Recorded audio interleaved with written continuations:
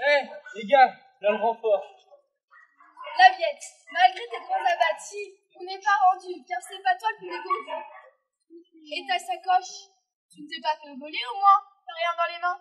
Bah, ils ont dit qu'ils donneraient les affaires à Périgueux.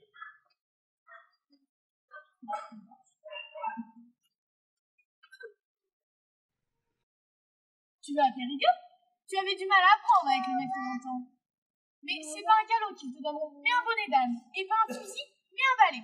C'est à Angoulême qu'on va, puis à Paris.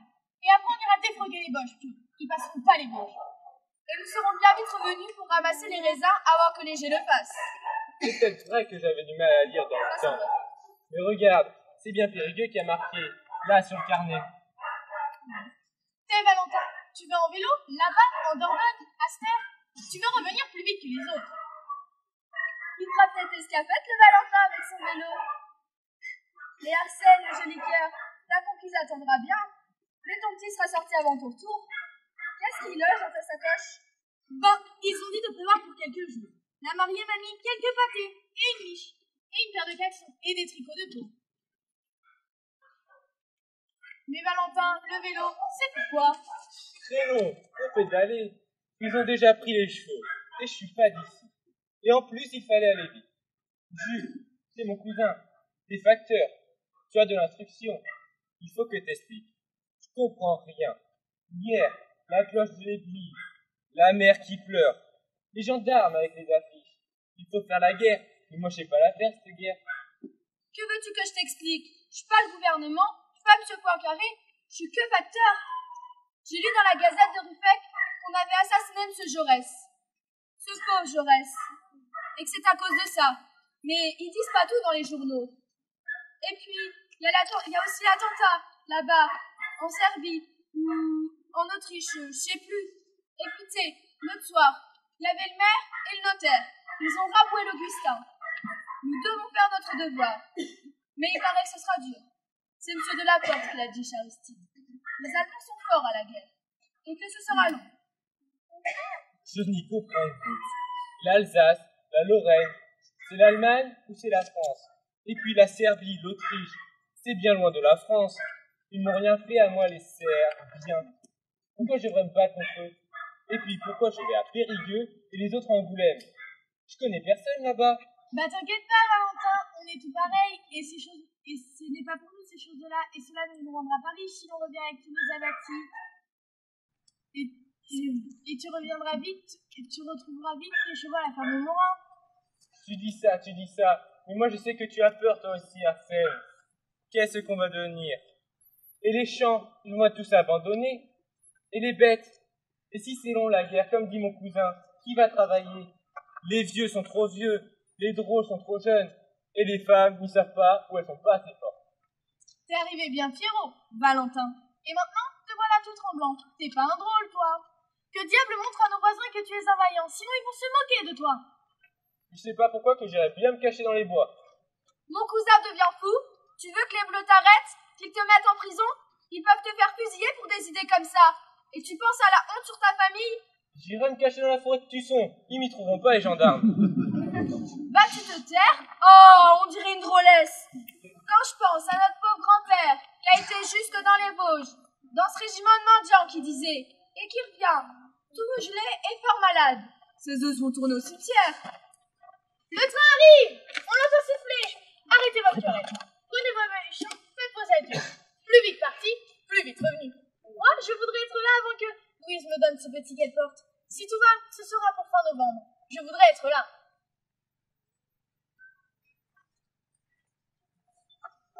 Regarde, Valentin, c'est mon beau-frère, Paul, le Paul qui a marié ma sœur Mathilde il y a 6 mois. Paul, où vas-tu? À Périgueux? Ah, bien sûr, dans notre malheur, tu vas réconforter Valentin. Il est tout déboussolé, le pauvre. Je compte sur toi pour lui remonter le moral. Et le Paul, tu connais Périgueux? Moi, je n'étais qu'à Ruffec et à Rouillac pour les foires. Papa! Je serai sage pour que tu reviennes bien vite.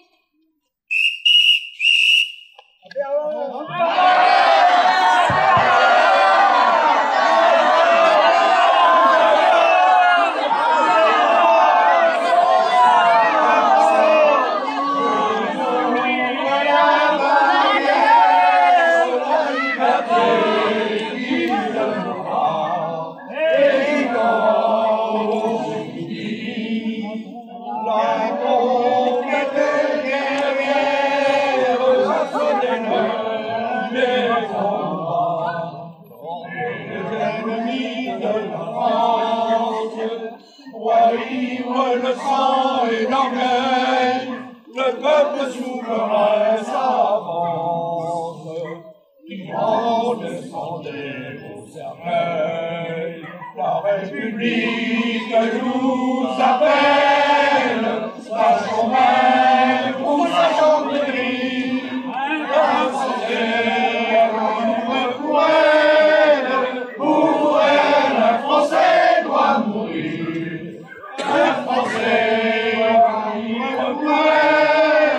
pour elle, un Français doit mourir.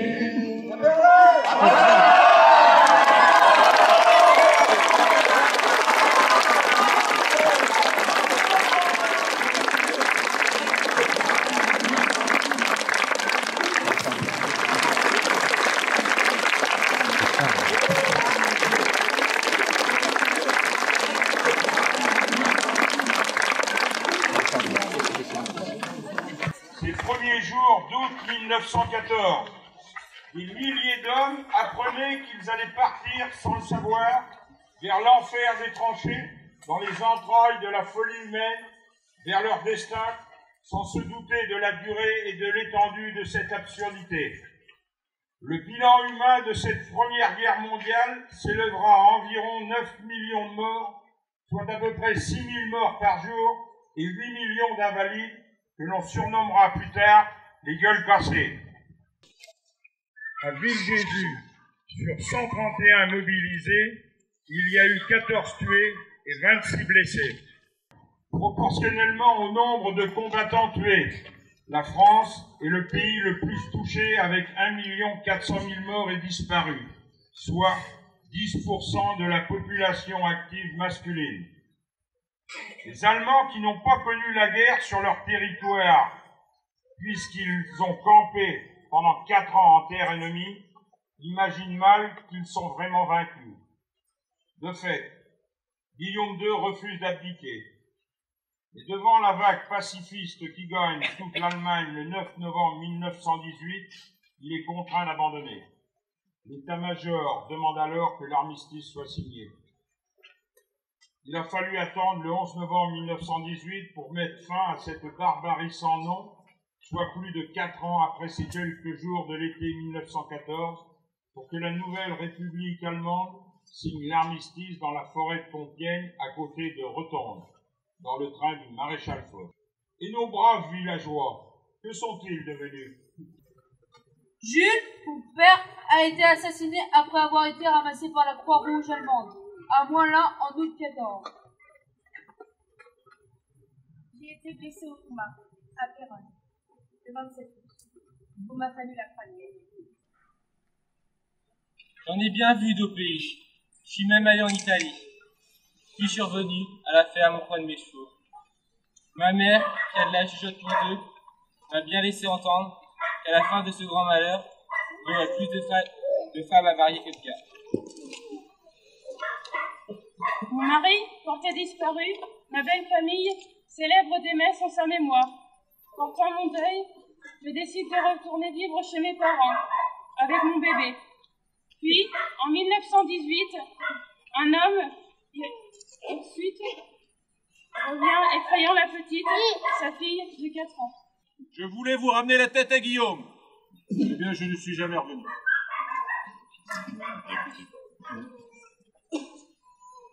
Alors qu'il se croyait trop vieux pour être appelé, Mondrol a dû partir en 1916 pour combler les trous laissés par les jeunes.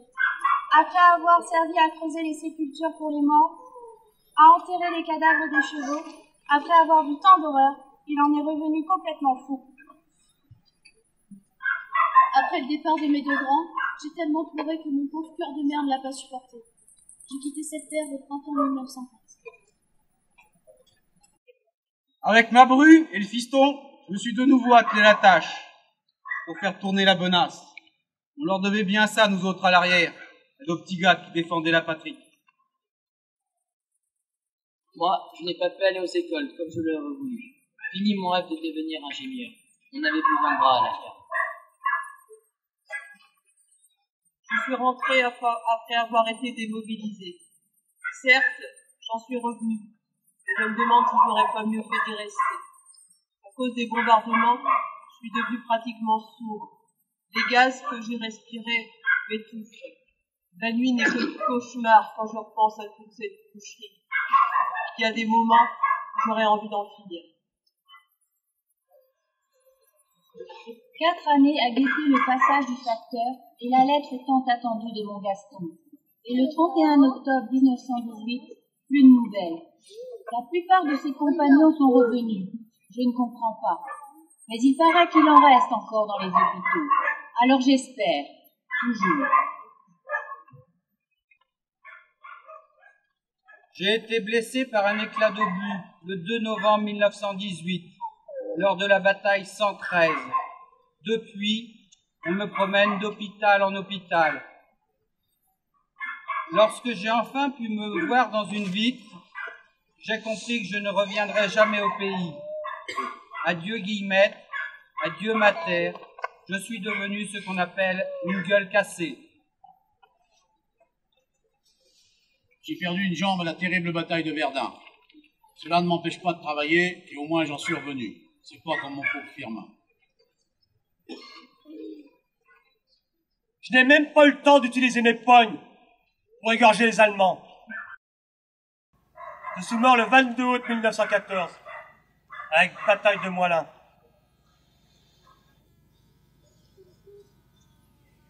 Mon fiston a été mobilisé début 1915. Il a vaillamment combattu. Il s'est illustré sur les champs de bataille. Il a même obtenu la croix de guerre. Mais je ne peux pas ne pas penser à ces pauvres gamins qui n'ont pas eu cette chance de revenir. Quel malheur ces 4 années. Certes, nous sommes venus vainqueurs et nous avons récupéré nos 2 provinces. Mais reprendre l'Alsace et la Lorraine valait-elle 10 millions de morts? Moi, Charles Picard, je suis revenu en permission au printemps 1915. Le temps d'embrasser mes parents, de serrer dans mes bras la Marie et de baptiser le petit Antoine. Ah, j'oubliais, j'ai fait un autre petit à la Marie avant de repartir.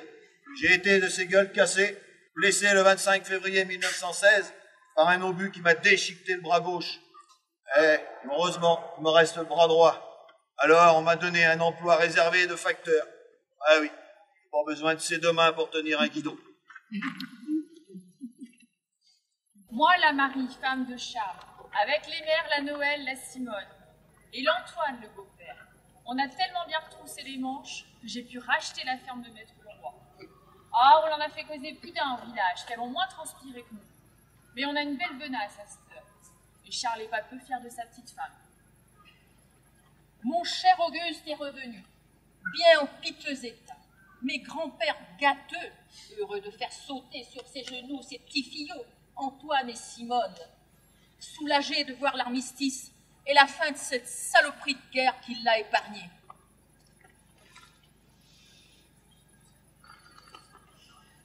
Mon mari, Gustave Sillard, instituteur à Oradour-d'Aigre, a été tué le 1er novembre 1914, à l'âge de 44 ans.